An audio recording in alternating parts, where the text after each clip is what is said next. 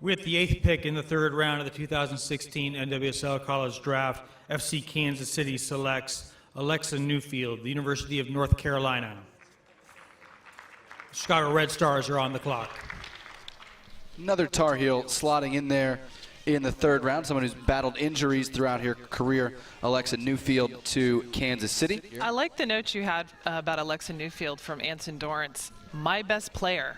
Yeah, that's a simple one. Yeah, I mean, that says a lot. When you hear that from a person like Anson Dorrance, that says a lot. She gone through a lot in her career, transferred from Georgia, a lot of injuries, and she's one of the older players, right? She's already 24, but there's a chance for her there, and she'll get a look, and that kind of continues. You know, North Carolina hasn't had the dominant college seasons of the past, and so we're seeing the players go maybe a little bit later in the draft than you would expect, but they're still getting looks.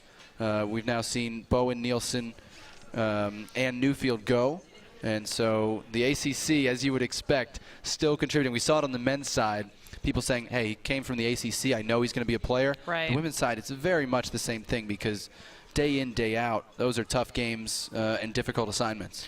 Well, and especially knowing that Anson Dorrance has seen so many players make the transition from North Carolina to playing the pros, that he knows what these players need to do to make it to that next level. You know, they're going to deliver. And